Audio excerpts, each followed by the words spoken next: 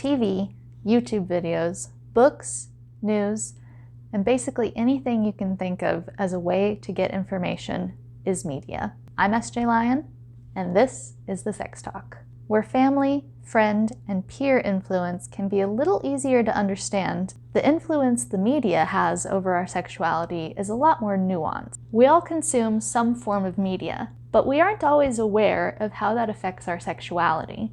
Sometimes media presents healthy, less visible sexualities, identities, and sex lives that we might not otherwise know about. Marriage equality, for instance, would not have happened so broadly and when it did if it weren't for more and more queer acceptance and visibility in the media. But mainstream media has a lot to say about sex and sexuality a lot of the time. It can get to the point where it feels like sex and sexuality are a much bigger part of life than they actually are. Pornography is perhaps the most obvious example. Porn is a very limited representation of what sex actually is, but a lot of people watch porn and believe that to be the reality. The unfortunate reality about the media's portrayal of sex and sexuality is that it reflects real life and culture. We're all living in a world that unfortunately isn't very healthy or forward-thinking when it comes to sex.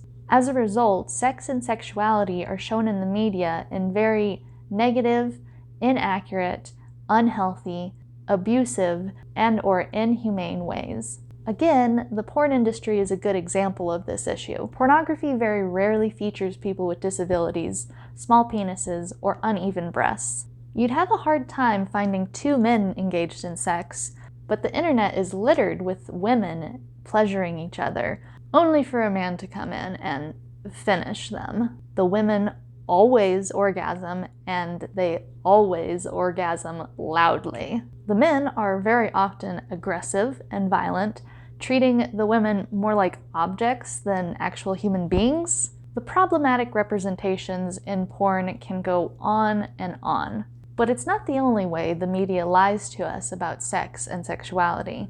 The way the media portrays young people and sex is also highly out of touch with reality. A few recent sex and youth urban legends include rainbow parties, jelly sex bracelets, and sexting. The media pretty much always puts these in the context of only young people are doing these things, or all young people are doing these things.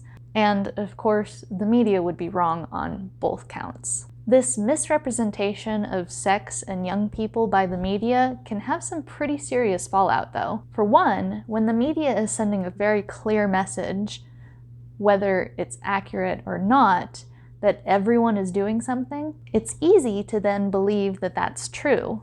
This puts a very real pressure on actual young people who are very concerned about what is and isn't normal and common. If they worry that they're not participating in something that everyone else is doing, they feel a great deal of pressure to conform to that norm.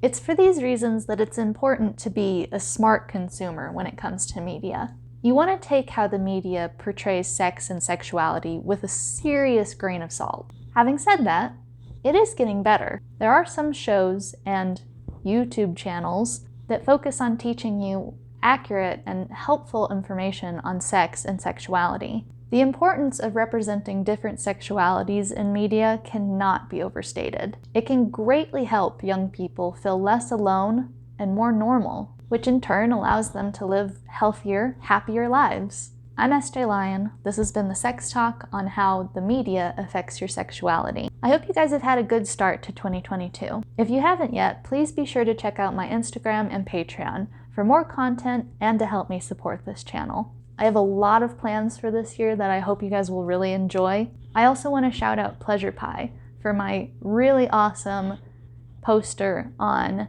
different types of birth control. I happen to have a beautiful frame for it, and I'm so excited to have this on my set now. Until next time, stay safe, everyone.